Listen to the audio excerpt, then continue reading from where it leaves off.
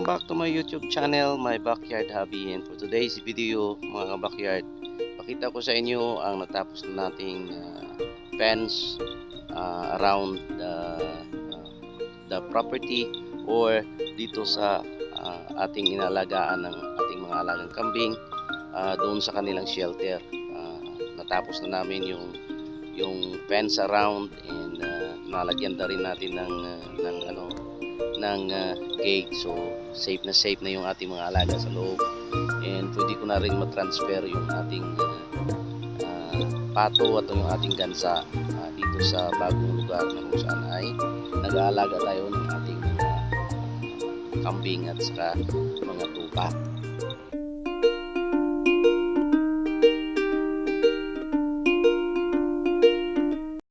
Ng ating mga alaga ngayon umaga ay kinumpayan ko muna sila ng pilipil saka yung series. Ayan, yung ating ginagawa sa umaga, kumpay, tapos sa hapon pinakalabas natin sila. So ganyan sila ng tubig, yung molasses saka asin, backyard. So sinasabi ko na nga mga kabakyard na ipakita ko sa inyo yung ating natapos na shelter ng ating mga alaga, at ganun na rin yung mga fence na dapat natin tapusin. So yan, so natapos na yung fence around the goats shelter. Yan, natapos na namin to. Yan, lumang lumang yero, saka mayroon na rin itong pintuan dito, gate. Yan, at yung barbed wire na ilinagay ng may-ari sa gilid, yung ginawa namin, dinagyan ko na lang ng itim na parang screen.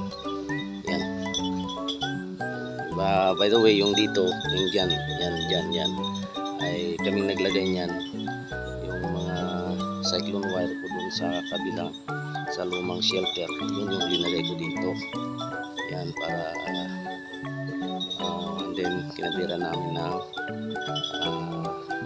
black tiya, parang screen siya. And yun nga mga kabakyard, gumawa tayo dito ng swimming pool ng ating mga alagang pato saka alagang gansa, kasi nga siguro by tomorrow or Thursday ililipat na rin namin sila dito, yung ating mga alagang pabo, gansa saka pato muna. Yan. Although na wala pa silang wala pa tayong nagawang kulungan nila, pero yung magsilbing parang shelter nila muna, yung pasilungan nila ay yung part ng shelter ng ating kambing sa ilalim, kasi ang taas naman. So yung source of water is galing doon sa kabilang banda doon, kasi may malaking pond doon. Yan, at dumadalo yung tubig dito. So kaya ang ginawa namin,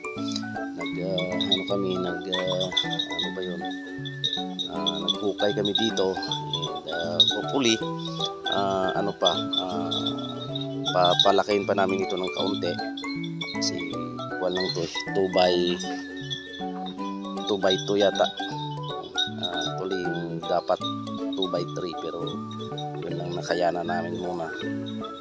Pero tugtuhan ko pa to, dahan-dahan lang. At least sa ngayon mayroon na silang pwedeng paliguan mga backyard. And then nagtanim na rin tayo dito ng iba't ibang mga prutas. So sana tumubo. Mayroon akong tinanim na dates dito, yung dalawang tinanim ko na dates, or yung yung buto na tinanim ko nabuhay yung dalawa. So yung isang puno doon sa bahay, itanim sa likod ng bahay, pero yung isa dinala ko dito dito. Then mayroon na tayo ditong durian. Yan. Ito ang puno ng backyard. So dandahan tayo magtanim dito ng mga prutas. Tanim ako dito ng saging. Pero siyempre kailangan din magtanim tayo ng para pangkain ng ating mga alagang kambing at saka tupa. Mga backyard yan, oh. Ito yung medyo likod ng shelter. Napalibutan na rin namin ito ng fence. Yan. Para hindi na makalabas yung ating mga alaga. At hopefully medyo pataasin ko ito ng kaunti para hindi kapag lumipad yung ating mga alaga hindi sila makapunta doon sa kanila. And ganun din mga backyard, tusok na rin ako dito ng puno ng malunggay. Buhay na. Yan. Para kapag lumaki na to, tumubo to, pwede natin mapakain sa ating mga alaga. Magtanim pa ako dito ng mulberry trees. Tapos meron akong tinanim dito mga kabakyan na star apple. Matagal na itong doon sa bahay. So dinala ko dito, I think 6 na puno itong binili ko. So 3 yung dinala ko dito mga kabakyan. Tinanim ko na yan sa lupa. So hopefully tutubo yan. Pangalawa. Yun yung pangatlo mga kabakyan yan. At yung dahon nito ay pwede din kainin ng ating mga alagang kambing. Siyempre denier pero siyempre medyo matagal-tagal pa siguro, 2 taon pa, hindi na, tingnan natin. Pero magtanim pa ako dito ng maraming malunggay mga kabakyard dito sa gilid na part ng lugar na to. Magtanim tayo ng mulberry trees, tapos yung pakawati, yun yung itatanim ko dito. And then tingnan natin kung makapagtanim ako dito ng mga napier grass, pero siguro yung napier baka pagtubo pa lang kakainin na ng ating mga alagang pato saka kaya. Pero doon sa likod ng bahay marami na akong tanim doon. Na rin, so okay na rin sa ating mga alagang kambing. Actually hindi naman nila mauubos kasi hindi lang naman yun yung pinapakain natin. So pero magtanim tayo dito ng maraming mga pwedeng makakain ng ating mga alaga siyempre. So yan, may mga saging na rin dito. Yan, may saging pero siguro itong mga saging na to itutubo talaga to kasi hindi namin pinapapunta rito yung hindi ko pinapapunta rito yung ating mga alagang kambing. Kapag pinalabas ko sila, labas sila diretso doon sa malawak na lugar. So dito sa loob talagang exclusive lang to para sa ating mga pananim, sa ating mga alagang pato, gansa, saka pabo. And later siguro yung ating mga manok, yung iba ilipat natin dito. And tingnan natin kasi wala pa silang mga bahay dito. So dahan-dahan lang, wala tayong budget. So kaya dahan-dahan. So at least natapos ko itong shelter ng ating mga kambing na wala naman akong masyadong kinastos dito kasi mayroong mga kaibigan, mga kilala na nagbigay ng tulong, ng kaunting tulong para na mabuo ko itong shelter ng ating mga alagang kambing at saka tupa. So kaya ayun mga kabakyard, yung progress na nagawa natin dito sa ating munting backyard hobby. Although na medyo malayo na to sa likod ng bahay ko, actually hindi na ito backyard ng bahay ko, pero salamat pa rin ako na binigyan tayo ng pabor sa may-ari ng renta dito sa lupang to na makapagpatirik tayo, makapaglagay tayo ng ating mga alaga dito. Ayan.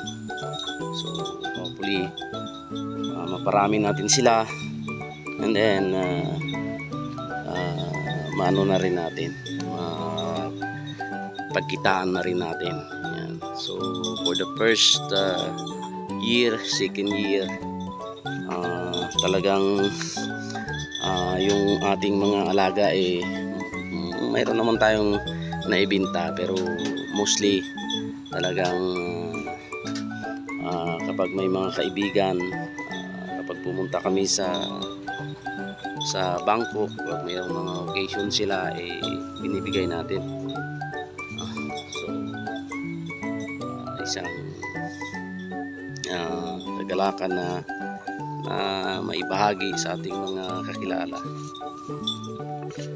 yung ating blessing, no?